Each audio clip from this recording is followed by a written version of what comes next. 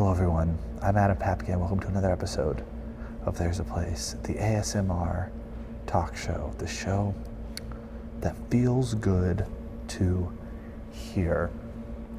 We've got a lovely ASMR performer. She does other stuff too, but she knows about ASMR, so we got that coming up. But I just, these monologues are as much trying to do storytelling and comedy as they are just reflecting on the day, reflecting on the week, reflecting on what's going on. So today, I was just, I'm planning this O.J. Simpson Museum. It's coming to Coagula Gallery in August. I'm curating it.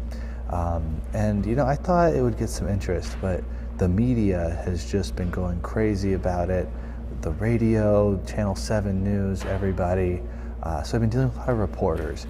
And it's interesting, and sometimes they've been writing stories and not even consulting me. So it's interesting seeing the media and how they take things. And of course, some people are taking the position of like, this is gross, this is in poor taste, I don't think this is educational. They're trying to sell papers or whatever. So dealing with the media all day today, I was gonna make a statement about the media needing to be objective and just kind of what I learned from that and how you shouldn't trust the media and kind of reflect on that.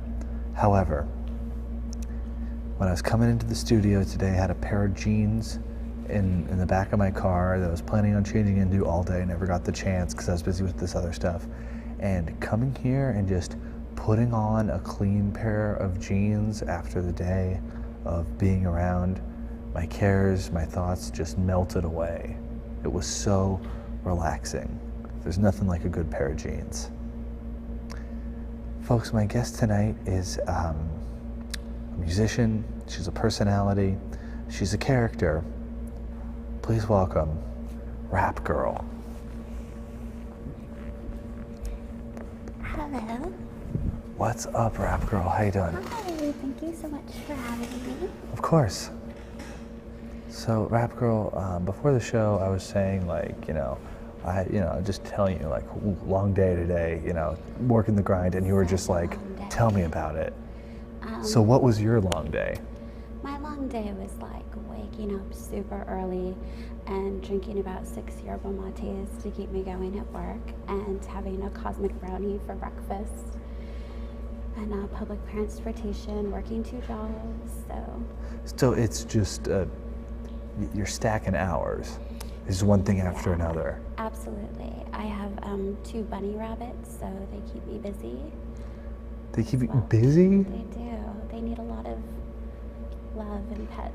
More than a dog? They don't need to go for walks. So yeah, I don't... It's not like that, but it's attention and affection. Okay. So. You're just a good bunny owner, then. I love them. They're like the best pets you could ever imagine. What about the poop, though?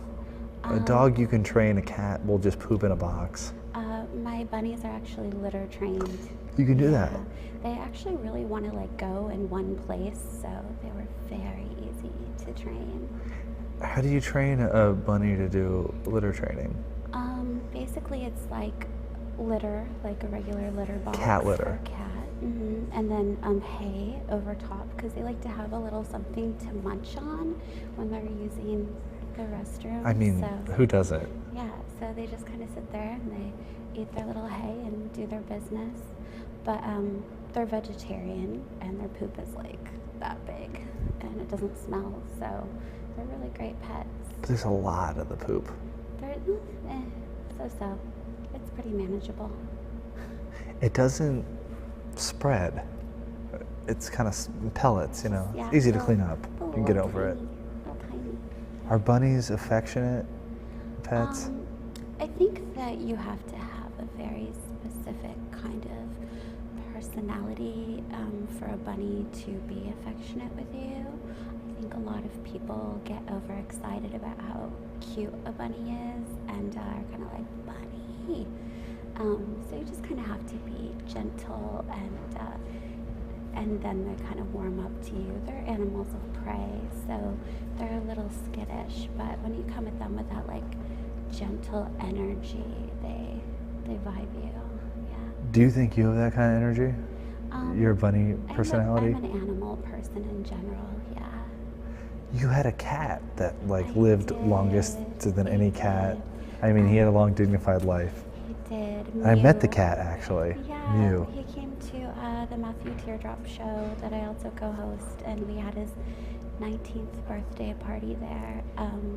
He passed away a couple months ago. His name was Mew, and I rescued him when he was just so tiny and so sick, and they didn't think that he was going to live very long, and he was quarantined for quite a while. And then he just grew on me. I just kind of rescued him to get him out of the situation, and then he just grew on me and went everywhere with me. So 19 beautiful years together. That's a long time He was for a cat. special. Yeah. What was going on in the news when you got the cat? Like when you like look back at your life, you probably like the cat is there. Like all the important moments of the last 20 years for you. Let's see. So I think it was like 1998 or 99. So Y2K is coming up. Y2K The Tom was Green coming Show. up. South Park. The Spice Girls were really big, and Britney Spears. Yep. Yeah. Backstreet Boys. Kind of like the height of CD sales. Oh, absolutely. 20 million sales, stuff like that. Yeah. And you're like, I'm gonna get this cat. Yeah, I actually was at a garage sale, and the house was very scary and tiny, and there were a lot of children, and they were kind of like, we have free cats, and I was like, and then I kind of saw them, and I was like, I will take them all. So I took two. And what happened to the other one? Mew had a twin brother that passed away when he was very young. Just like Elvis. He got hit by a car, sadly. So after that, it was indoors only for Mew. Is that the secret of a long life for a cat? Indoors only?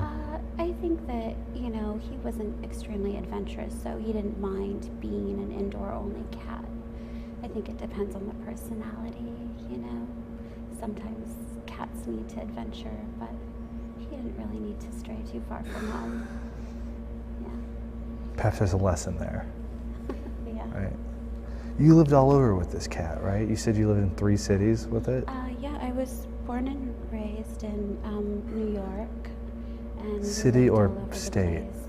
I was born and raised in upstate New York. I was very young when I adopted him.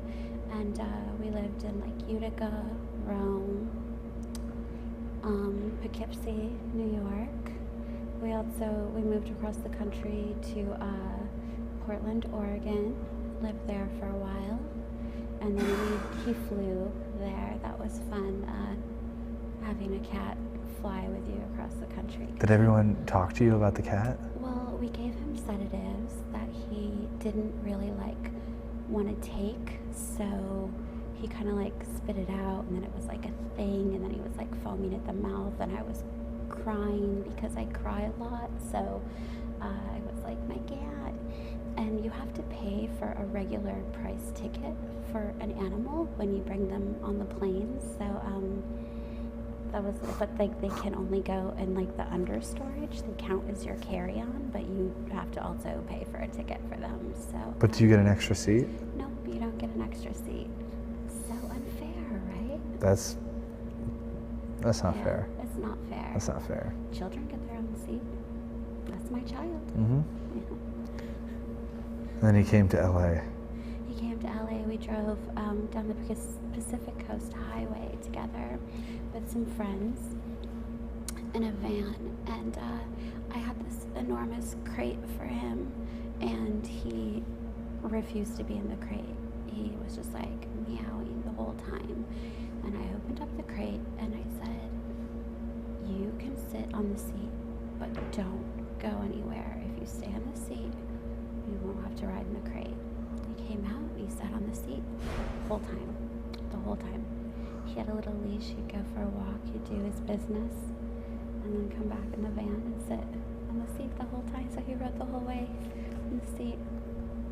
So you seem, very attuned to your animals. You're an animal person. Do you think Mew was excited about moving to California? Do you think he knew in his own way that something exciting was happening? I think that he was just excited to like be having an adventure, to be honest. He loves to, you know, go places with me and do things with me, so. You did a lot of stuff. You were on the Matt Teardrop show together. Yes. Tell me about the Matt Teardrop show. So full disclosure, we should say, you are involved with Matt Teardrop, friend of the show. He's been on the show before.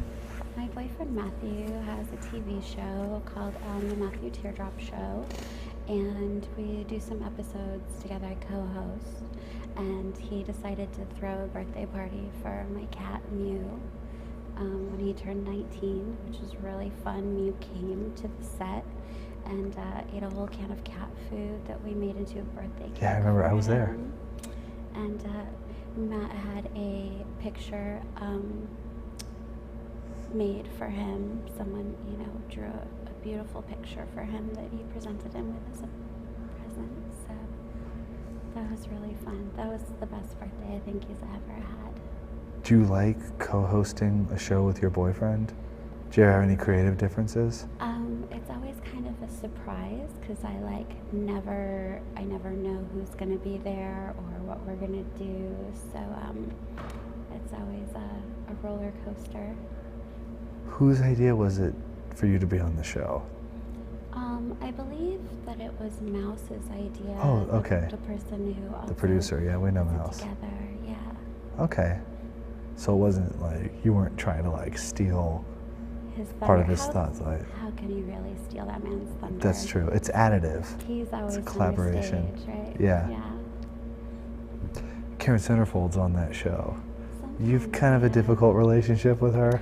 I do. She's a bit of a difficult person. We love her here, but The thing about Karen is that I really enjoy her company, especially one-on-one. She's a very fascinating person. She's led a very interesting life, but I feel like sometimes when we get, you know, in those spaces, she kind of pushes me out, and it's a little bullyish, and she I is. have a hard time with that. I'm a very sensitive soul, so and emotional. Like I said, I cry all the time, so I'm like, Karen was mean to me. I'm crying. She is mean. She can be pretty. She's brutal. mean to girls, especially too. Yeah, absolutely. She likes being like the head girl, the tough one. She's really bossy, She's really bossy. but she's also That's what she nice wants. sometimes. She's the kind of person who she knows what she wants, you know, and she knows Yes. how she wants it, and she's not going to accept anything else. So you have to hand it to her, you know. Yeah, a lot of people would say that would be a good quality, phrased that way. You know, clearer vision. Except what she wants is nuts a lot of the times. That's the great thing. So you cry a lot? I do. How often do you cry? You know, I cried in the car on the way here. What? I cried getting ready. I cried when I woke up this morning.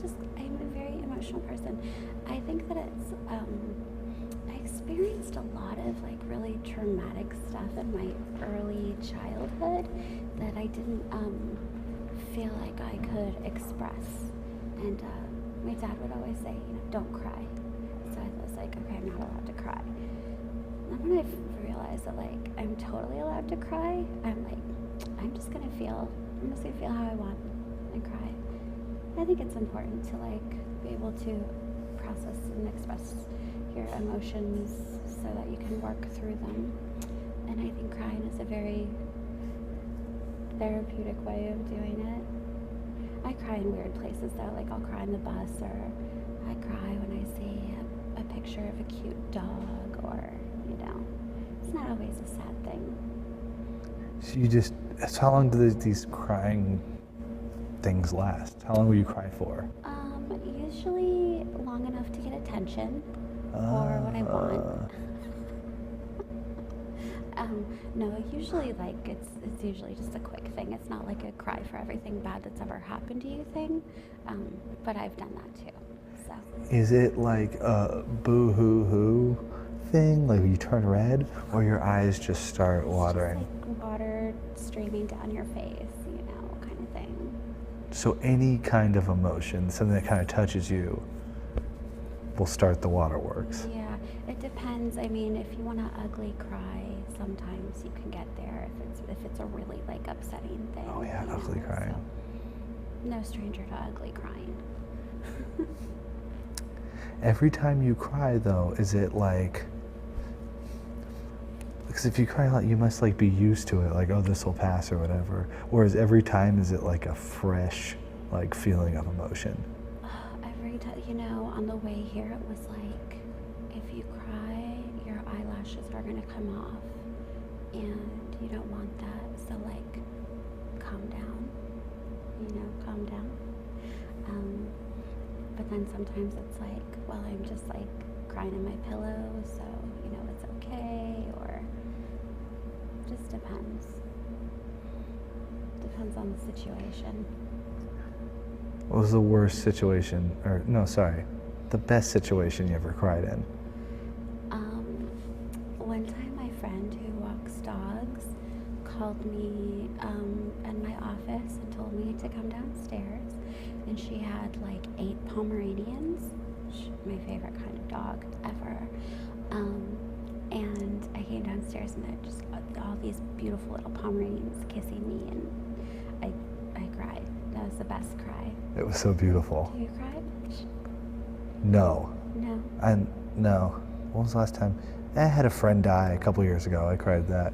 No, I don't cry much. But I do get choked up a lot. Yeah. Not like, just like I get that, like, that tingle kind of like in the back of your eye right before you start to cry. Mm-hmm. Especially when I'm listening to the radio, because it's kind of an intimate thing. Mm-hmm. When I hear about something like especially horrible happening in the world, I'll kind of just be like, oh, like my eyes will water up. But I can't cry on command. Can you? No, I can't really cry on command. You gotta be a pretty messed up person for that to happen.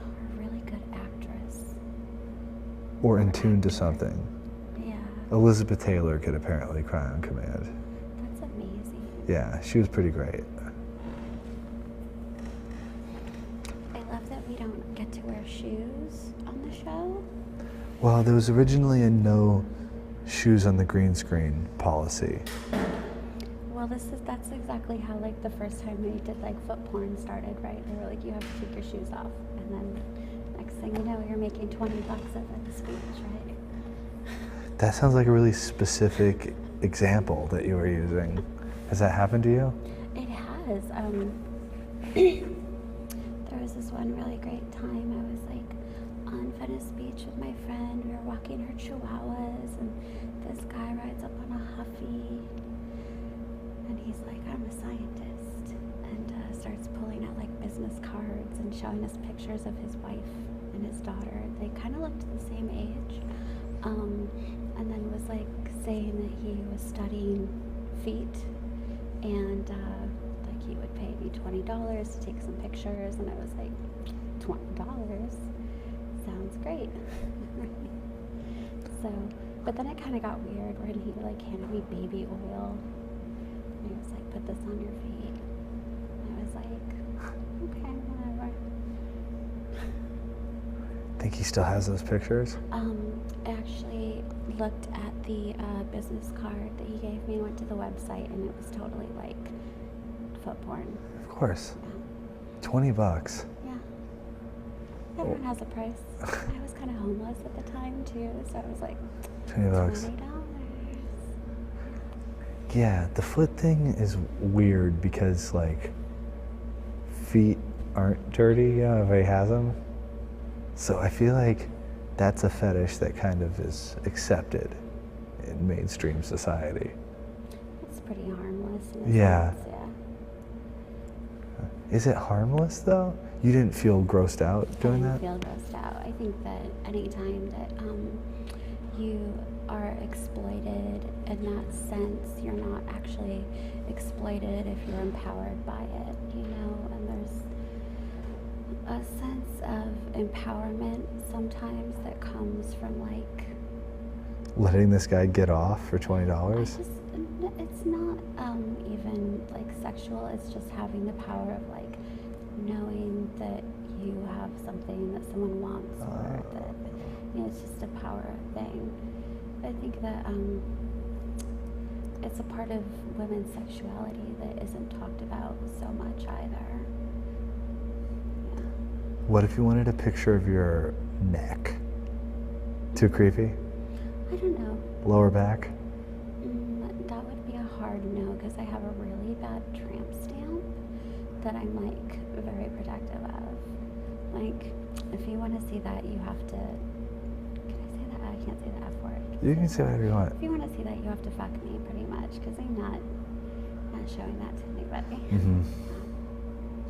So like, no, It's okay. bad. It's Yeah. like tribal tattoo bad.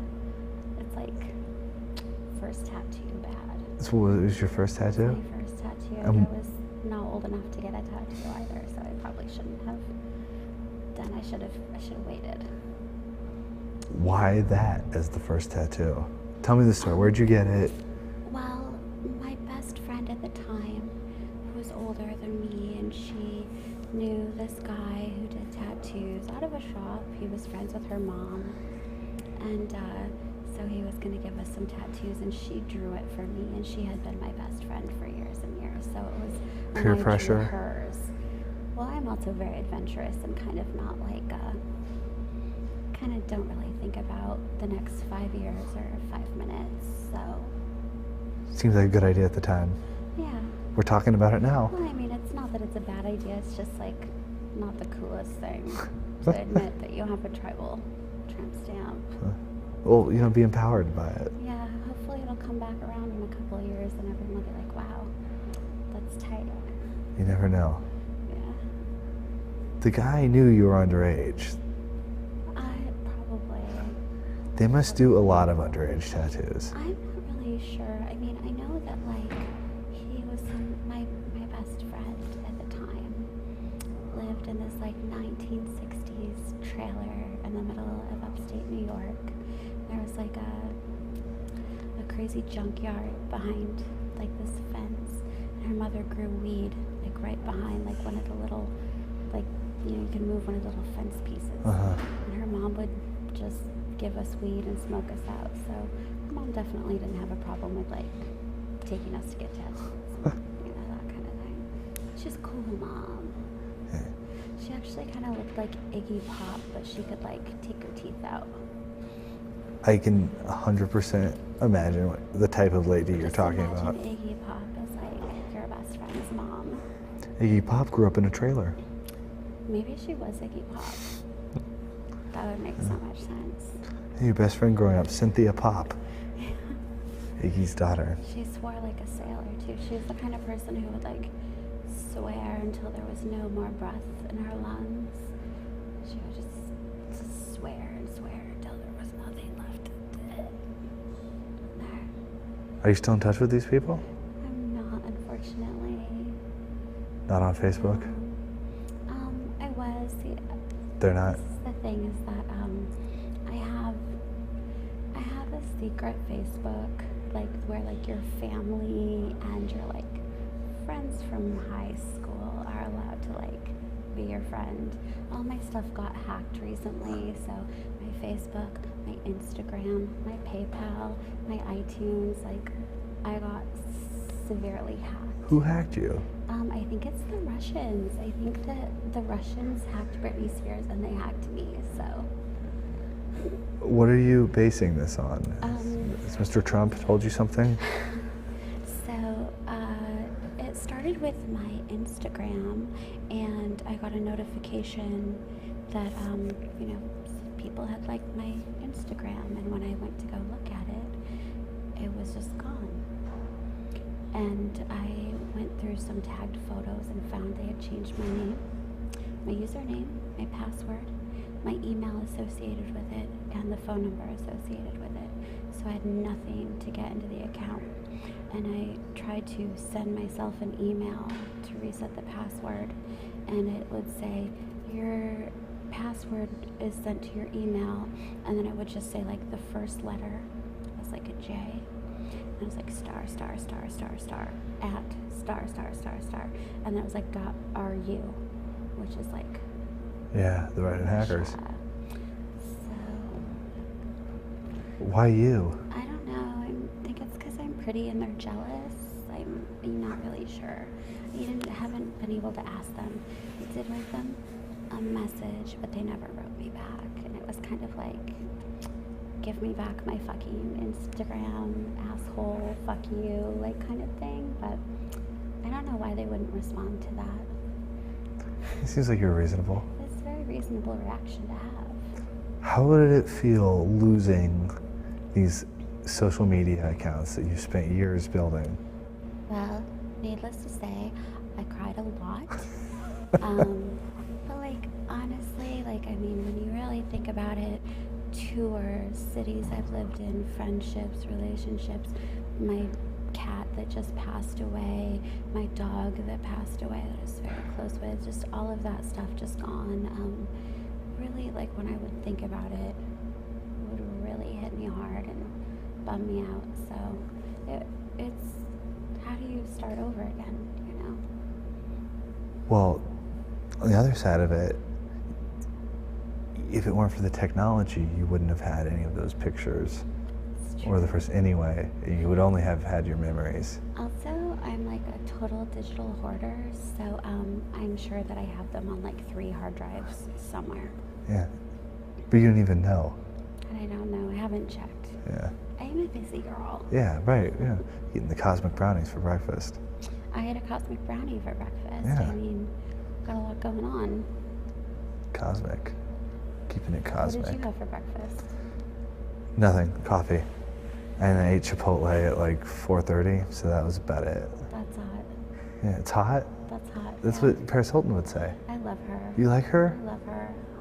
I think she's kind of a genius. If you've ever watched any interviews with her, the whole like being dumb kind of thing, she's a businesswoman, and that's definitely her like brand and what, you know, she's used to like make money and gain popularity in a sense.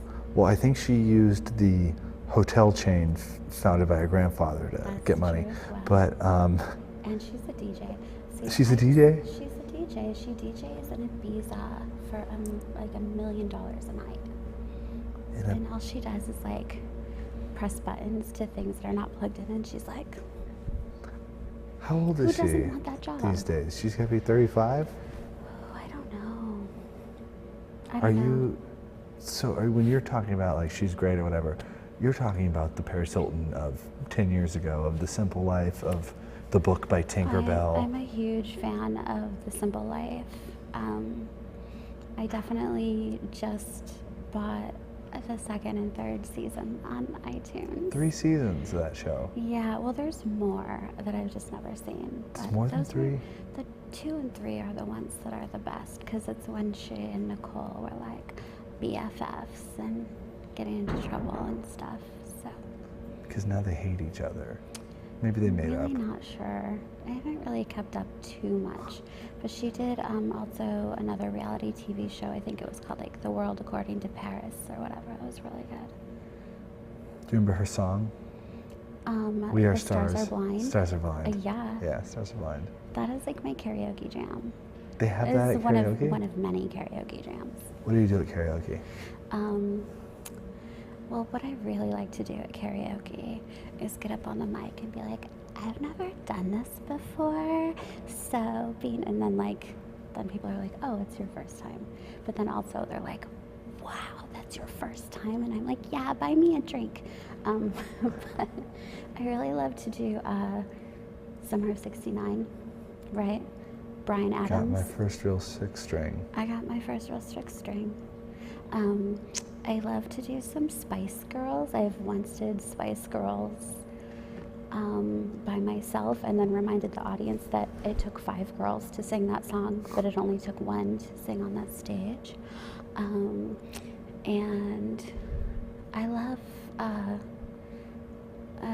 we did a Leonard Cohen tribute show at the church when Leonard Cohen passed away, and I did that Chelsea Hotel song. I really dig that one sometimes on karaoke. You did it as a karaoke song? No. It's more cover. I've done it on karaoke, but we did it as a cover, yeah. When you're doing karaoke, do you do your like breathy voice that you talk in? Like, do you put your own spin on the songs? Or do you are actually like, Summer of '69, and do you like get into it? It kind of depends on what the song is, you know, like I really, if they have it, which it's very rare they do, sometimes if you're just doing like kitchen karaoke, I'm a big fan of Bikini Kill, and I like to do Rebel Girl, but I change the words to Rap Girl. So like that, you know, mostly it's just my real voice, which is actually very tiny. Yeah. You gotta take it down. You should check out holidays roll around. Santa Baby. I think you would do a really good version of. I could do a really good Santa Baby, you're right. Well, I just did a Christmas song. It's called Naughty or Nice. And I had a friend, Sarah Cisco, was going to put out a holiday album. And then it didn't happen. But That's always next year. I was like, I'm doing a Christmas song anyways. And I did it. It's really dirty. And I made a video in like a day. There's just a bunch of butts, lots of butts twerking on like things like fruitcakes and dogs and disco balls and that kind of stuff. So for Christmas? But I hate Christmas music, so that's why, like, sometimes I'm in the store and I hear Silent Night and I just want to smash everything. Well, yeah, that know? song's terrible. So I was like, I'm gonna write a Christmas song that he can get down to. So how do you write a Christmas song? Well, to be honest, it's gotta hit a couple points to make it Christmassy, you know? Well, the song goes, naughty or nice, naughty or nice. Don't have to think twice. Christmas comes once, but I always come twice. So, you know, just kind of talk about Christmas stuff. Twerking on Santa's dick and needing that package and... So you bring in a lot of references that are related to Christmas. There's so many double entendres when it comes to Christmas. Like, candy cane. Come in my chimney. Like, there's just so many double entendres. I really explored that comedic... Bowl full of jelly. Empowerment. Yeah. Comedic empowerment.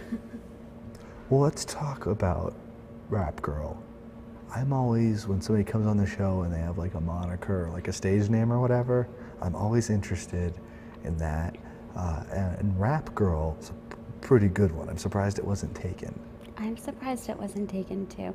And I think it's just because it's so stupid that like, It's really no one's stupid, like, in a good no way. one, yeah, but like nobody's gonna be like, sometimes when people are like, what's your name? And I'm like, Rap Girl. They're like, okay, so what's your, you know, like people. In some cities, that's the only way that people know me too. They're just like, oh, it's Rap Girl, right? Like they don't even, you know my name. So she kind of came about after, God, I was going through a really hard time in my life, and I was like, what if I always, where am I going with my life? What am I doing with my life? And I made a list, like, what have I always wanted to do? Dance, sing, right?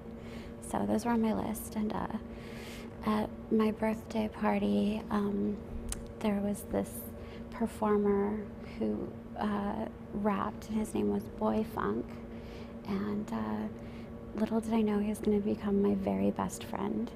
And we hung out after the show, and I said, you know, I have a character which I love to dress up and go out, and you know, wigs kind of have different characters. So I had a specific like little blonde bob, and she was Rap Girl. And I said, I have a character named Rap Girl if you ever, you know, want someone to dance or sing. And he said, it's like you've been reading my diary. And it just happened from there. Were you reading his diary? I was not reading his. He doesn't even keep a diary. He keeps a Facebook. So he's being hyperbolic okay. But from there, I just backup danced with him as Rap Girl.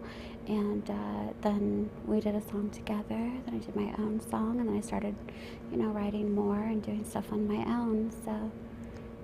Now, looking at you, you don't seem like a rap music fan. Was it kind of Do you actually like rap, or is it kind of ironic and a good name, so you went with it? I chose rap as a medium because it is a art form that's very misogynistic. You know, a lot of it is very kind of derogatory towards women.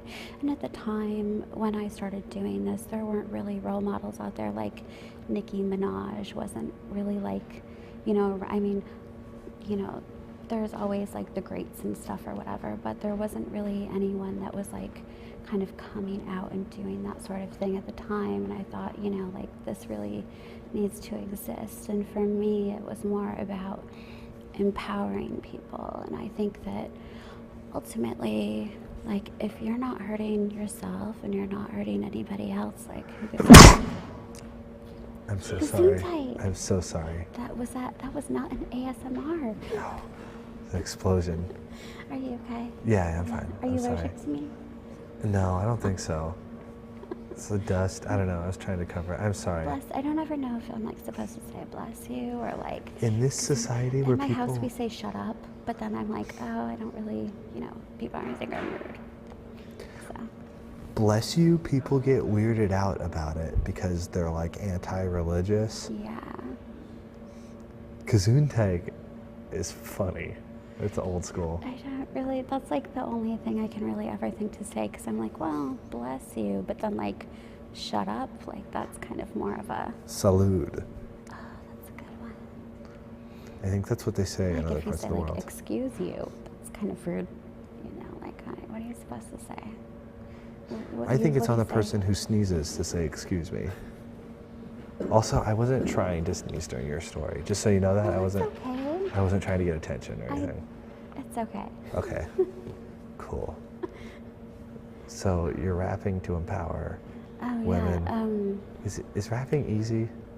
I think so, yeah. Absolutely. But you know, I don't ever explain it in a way where I'm like, oh yeah, I rap. It's comedy, you know. Mm-hmm. I rap about my pussy and I rap about things that are funny, and I just I think it's important for people to, you know that it's okay to be who you are and express that. Like I said, as long as you're not hurting yourself, you're not hurting anybody else or putting anybody else down. It's just about empowering yourself. You should check out Sophia Grace. I Do you know what I'm love talking her. about? I love her so much. She's a little girl who's good at rapping. She might not be a little girl anymore. She but is like 13 now, and she's doing, she's a judge, a celebrity judge on a show called Toy Box that we watch. Is it a British show? No, it's an American TV show, and basically toy inventors come on the show, and they bring like their, you know, whatever their invention is, and then they go through a series of judges, and then the kids are like the final say. Uh-huh. So she's on that show. Maddie really loves that show. She was like, it's weird those kids who are like little mini adults and are like really poised and driven. What's up with kids like that? I don't know. Like, I wish that I was that expressive when I was young. I think it's a really admirable quality for someone to be so young and to be so secure in like who they are and like what they want to do, and you know, not to be afraid of that. She's good at rapping though. She has a reason to be confident. And she also, who's her little psychic Rosie? Oh, but Rosie doesn't have it at all. Rosie's just like her hype man. But Rosie's not good. Rosie's just some like little girl, like whatever. I love them on Ellen. Mm-hmm. They're always going on Ellen and like winning things. Yeah. They've been around a while. It's modern era. Do you have a favorite rapper? Is it Sophia Grace? Yeah, probably. I don't like rap music. What kind of music is your favorite? Rock and roll music, of course. Rock and You've roll. obviously never seen this show before. No. That's not true. I've actually watched the show a lot. No, I know, but whatever. No, rap music, I just, it's fine. Like, I'm not against Remember, it. like old school rap though, and like hip hop, Oh, like actually, Salt and Peppa, and like. I like Sugar Hill Records, like that like fun rap music from the late 70s. I like that. Yeah. What about like when Debbie Harry did like? Oh, that Fat Fat Freddy. Rapture. Yeah. Yeah. Yeah. I'm fine with that. I think it's fun, but Well, she was one of the first people to really expose mainstream to like rap music in that sense. it came up when punk did in New York City, and they were both countercultural. But then rap just became like very like bland, go for the money. I love her. She's one of my like favorite people ever. I just saw her in concert at the Hollywood Bowl. Are they good? Blondie? She definitely was not into her old songs. Like she was just like talking the words and then like putting the microphone out. But she's really feeling her new stuff. And I can tell that she wants to be recognized as like a current artist, even though like society and pop culture kind of won't let her exist in that way. She wants to. Well, they had that song in the 90s that was a hit, Maria, you know what I'm talking about? Yeah, wasn't it on a movie or something? I can't remember what it was. Way into their career. That would happen in the 90s though. Yeah. Tom Petty well, and the stuff. thing about them is that when they reached the height of their success, like the very height of their success, where they were like, you know, everyone was listening to them, Chris Stein, Debbie Harry's partner and partner in music, got very sick, and they kind of just like reclused through it all and kind of left the scene. They're not still together, are they? They're not still way. together, no. But they're also one of my all-time favorite love stories. She was much better looking than him. What's that? She was much better looking than him. Oh, she's gorgeous. I never understood that, why But she'd want to be with that loser. You know, she saw him from across the room and she just was like, he's going to be mine, you know? She just loved him. You were hanging out with Angeline not too long ago, right? I love Angeline. I went a couple rides with her, actually, but I haven't taken them yet. I'm just such a procrastinator. She's not going to be around forever. You got to take those rides. It's true. People say that to me all the time. I also kind of thought, like, well, if I have a couple of rides from her, maybe I can just use her as a personal Lyft driver or something when I'm low on cash and drunk at the club. I'll call her assistant and be like, "You're ready for my ride." Did you know who, and if anybody out there watching doesn't know, Angeline is the famous Billboard queen of Los Angeles. Did you know who she was before you came to Los Angeles? Well, actually, my aunt, I'm very close to, came out to Los Angeles in the 90s for an acting career, and I came out to visit her, and that's the first time that I ever saw Angeline billboards, and she told me who Angeline was. I discovered her music, actually. That was the first thing she did, was music. Really big fan. She's talented, actually, you know. And so when she had an art show, I had to go. A couple years ago, right? A couple of years ago. Yeah, I remember that. I didn't go, but that's where I won my first ride with her. And her pieces were all just self-portraits of herself painted as like a big-eyed sad child, which I collect those paintings from the 60s. I'm like obsessed. So that floored me. But she's also naked, like riding skeletons in every single one. They're so hot. What is it about Angeline? I think that kind of the same thing that you can really say for Debbie Harry or even Karen Centerfold is just that, like, they prove that sexuality, like, can exist past, like, past your 20s, past your 30s, past your 40s. Like, you don't, just because you're old doesn't mean that you, like, lose that. And they're definite sex symbols that, you know, continue through the ages. And alluring, too. Debbie Harry, Angeline, and Karen Centerfold. I love a good, bad blonde girl, you know? And Courtney Love, right? This is our other bad blonde girl. You would put Courtney Love on the same level as Karen Centerfold? Oh, I wouldn't put Karen Centerfold on the same level as Courtney Love, but I imagine that being friends with Courtney Love is probably similar, like abusive wives. You think Courtney Love wrote that whole album, or was it Kurt Cobain? I do think so. She's really, really brilliant. If you ever get a chance, if you're into biographies, she has a lot of really good ones, but the best one is The Real Courtney Love by Poppy Z. Bright.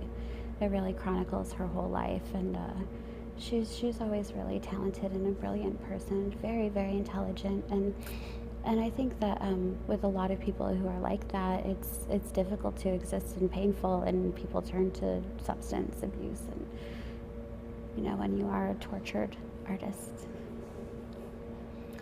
I definitely believe she wrote that. Yeah, it was so psychic too. When the album came out, it was like she wrote it yesterday. It was so weird. Rap Girl. What is next for Rap Girl? What you got on the burner? What's coming up? What's cooking? I just wrote a really great new banger, and I'm filming a music video in the desert this fall that I'm like super excited about. We're gonna smash some stuff and set some stuff on fire. And Can you tell us what kind of stuff you're gonna smash, or is that NDA or something? I feel like you're gonna have to see it. We'll have to see what. Okay, It's I really understand. good, Yeah, though. if you can't talk about. It's Okay. really good. Smashing. Really good. Yeah, we're gonna smash some awesome stuff. And do you still, if people wanted to look up your music, could they search Rap Girl, or would it be some Russian hacker? No, I'm available on iTunes as well as all like the streaming things like Spotify and whatever. And every time you listen to one of my songs, I get like 5 cents. Also, you can just steal my music off of YouTube. I have videos for pretty much all my songs, and also SoundCloud. I just make it so you can download it. So I would rather people have the music than not have it because they can't pay for it. A real artist gives out their work. You see those guys with the CDs down on Hollywood Boulevard trying to like just force $10. Yeah. That's how you know it's not a real. But you're getting your rap out there. Your comedy, empowerment rap. My pussy power comedy rap. Well, Rap Girl, thank you so much for coming on the show. Thank you so much for having me today. We'd love to. Great ASMR talking. We didn't even get into that, but you kept your voice really low and steady, and it was great. I'm very dehydrated. Okay. Like I said, I only had 6 yerba mates. Yeah. Well, we'll go get some Gatorade after this. Yeah. How about that? Thank you all for tuning in. Until next time, this is Adam Papagan, reminding you that there's a place you can go, and it's your mind. Good night.